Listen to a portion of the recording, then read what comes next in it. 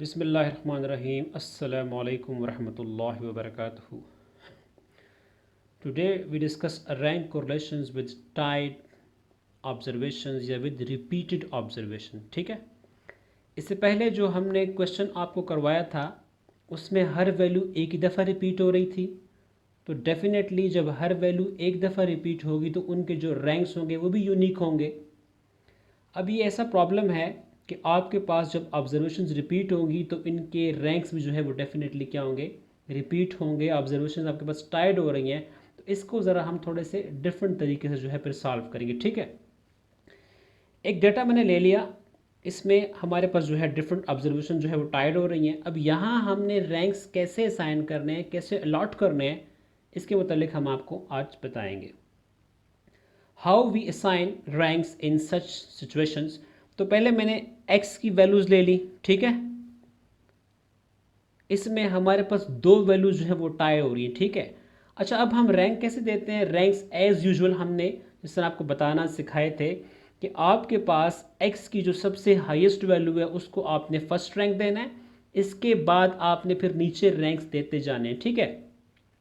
Highest value हमारे पास 18 आ रही है, इसका रैंक क्या होगा, 1 होगा. 18 से जो छोटी वैल्यूज़ है वो आपके पास क्या आ रही है, 10 आ रही है. 10 टू टाइम्स आ रही है तो आप इसको 2 रैंक्स दे दें, इसको आप 3 रैंक्स दे दें. 10 से जो छोटी वैल्यू है वो 6 है, इसको आप 4 रैंक्स दे दें. 4 को जो है वो आप 5 रैंक्स दे दें. और जो सबसे स्मॉलेस्ट वैल्यू आ रही है वो आपके पास 3 आ रही है तो 3 को आपने कौन सा रैंक्स देना है, 6 देना है. ठीक है. अब मसला ये है कि हमारे पास यहाँ पे दो ऑब्जर्वेशन टाइड हो रही हैं. एक को हमने 2 रैंक्स दिया है, एक को हमने 3 रैंक्स दिया है. तो जब आपके पास ऐसा प्रॉब्लम आए तो आपने इन रैंक्स को एवरेज करना है. क्या करना है, यानी 2 + 3 को जमा करना है और 2 पे डिवाइड करना है, यानी इनका आपने अरिथमेटिक मीन लेना है. जब इन दोनों को हम जमा करेंगे, 2 पे डिवाइड करेंगे तो हमारे पास 2.5 आएगा. इसका मतलब है 10 का रैंक भी 2.5 होगा और इस 10 का रैंक भी क्या होगा, 2.5 होगा. बाकी एज इट इज़ आएगा. लेट सपोज हम y को देखते हैं. हमने y की वैल्यूज़ ले ली, y को हमने रैंक्स दिए. उसी तरह जो सबसे हाईएस्ट वैल्यू है उसको आप फर्स्ट रैंक दे दें, उसके बाद आप स्मॉलेस्ट रैंक देते चले जाएं. अब हमारे पास जो है वो 6 जो है वो 3 टाइम्स आ रहा है. आपने 6 को क्या रैंक दिया, 3 दिया, फिर 4 दिया, 5 दिया. तो अब इन तीनों का आप एवरेज ले लें, इनको जमा करें, इनको 3 पे डिवाइड करें, आपके पास 4 आ जाएगा. इसका मतलब है 6 तीनों का रैंक क्या होगा, 4 4 4. तो इस तरह अगर आपके पास ऑब्जर्वेशन जो होती हैं वो टाइड होती है तो फिर आपने इस तरह रैंक्स जो है वो असाइन करने. ठीक है. देखिए, जब हम रैंक्स को जो है इस नए तरीके से असाइनमेंट करेंगे तो हमारे पास थोड़ी सी फार्मूले में तब्दीली आएगी. ठीक है. तो हमने एक छोटा सा करेक्शन फैक्टर जो है वो इस्तेमाल करना है यहाँ पे, जिसका फार्मूला है m³ - m/12. यहाँ पे जो 3 पावर है इसको हम क्यूब कहते हैं और ये जो 12 है ये फिक्स है. ठीक है. अब ये m क्या शो कर रहा है, m जो है वो number of tied observation show कर रहा है. लेट सपोज इस केस में हमारे पास दो वैल्यूज टाइड हो रही हैं तो इस केस में हम m की वैल्यू क्या लगाएंगे, 2 लगाएंगे. लेट सपोज अगर ये आपके पास आ रहा है तो यहाँ पे आपके पास 3 ऑब्जर्वेशन टाइड हो रही हैं तो यहाँ पे हम m की वैल्यू क्या लगाएंगे, 3 लगाएंगे. दिस करेक्शन फैक्टर जिसको हम डिनोट करते हैं t से should be added to summation di² in the formula. तो हमारे पास जो फार्मूला हो जाएगा स्पीयरमैन का वो हो जाएगा 1 - 6 into summation di² plus T, जिसको हमने करेक्शन फैक्टर का है, divided by n into n² - 1. और जो n होगा वो नंबर ऑफ पेयर्स होते हैं. जिस तरह हमारे पास कितनी वैल्यूज आती है, 1 2 3 4 5 6. n की वैल्यू हमारे पास क्या होगी, 6 होगी. ये डियर्स हम वही एग्जांपल लेते हैं जिसके मुतालिक हमने आपको रैंक्स लेना सिखाए. हमारे पास x की वैल्यूज़ जो है ये आ रही हैं, y की वैल्यूज़ हमारे पास ये आ रही हैं. हमारे पास जो है वो x के रैंक्स जो हैं ये हैं और y के रैंक्स जो है वो हमारे पास ये आ रहे हैं. अब हम फार्मूला इस्तेमाल करेंगे तो हमें इन रैंक्स का डिफरेंस लेना है. तो 4 - 1 से आपके पास 3 आएगा. इसी तरीके से इससे -1.5, 5 - 2 से 3 आएगा. और एज इट इज़ 1 - 4 से आपके पास क्या आएगा, -3 आएगा. अकॉर्डिंग टू द फार्मूला आपने इस डी को जो है वो स्क्वायर करना है. ठीक है. 3 का स्क्वायर आपके पास 9 होगा एज इट इज़. इस तरह -3 का स्क्वायर आपके पास क्या आएगा, 9 आएगा.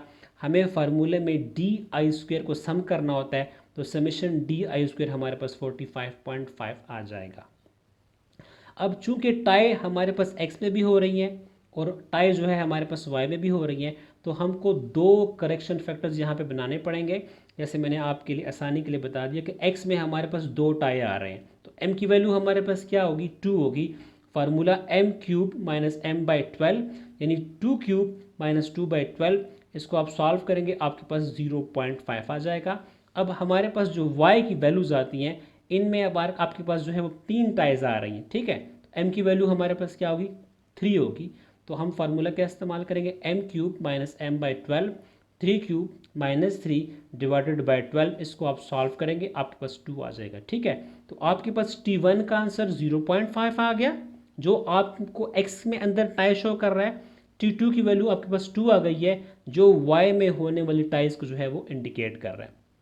फार्मूला हमारे पास पुराने वाला 1 minus 6 summation D I square के साथ हमने दो करेक्शन फैक्टर्स ऐड करने हैं, एक T1 एक T2। इनके आंसर हमारे पास आ चुके हैं, कोई प्रॉब्लम नहीं है। Divided by n into N square minus 1 as it is आ जाएगा, माइनस एज इट इज़ 6 की जगह 6। समीशन डी आई स्क्वेयर का आंसर जो है हमारे पास 45.5 आ रहा है, हमने यहाँ पे लिख दिया। प्लस T1 का आंसर हमारे पास 0.5 आया, हमने 0.5 लिखा। T2 का आंसर हमारे पास जो है वो 2 आ रहा है, हमने 2 लिख दिया। Divided by n, number of pairs of values हमारे पास 6 आ रहे हैं, 6 स्क्वेयर माइनस 1। इसको हमने सॉल्व किया, इसको हमने ऐड किया, हमारे पास 288 आया। डिवाइडेड बाय दिस, आप इसको आप सॉल्व कर लें, 1 से माइनस कर लें, आपके पास माइनस 0.37 जो है वो आंसर आ गया। तो माइनस ये शो कर रहा है कि आपके पास जो दो क्वालिटेटिव वेरिएबल्स हैं ऑर्डिनल लेवल पे लिए गए हैं, इनके इन बिटवीन जो एसोसिएशन आ रही है वो नेगेटिव आ रही है, इतनी स्ट्रांग नेगेटिव नहीं है। So finally we can conclude that there is negative association between two set of ranks. Dear, I do hope कि आप इस कंसेप्ट को जो है वो समझ गए होंगे। नेक्स्ट वीडियो के साथ आपसे दोबारा मुलाकात होती है, तब तक के लिए अस्सलाम वालेकुम।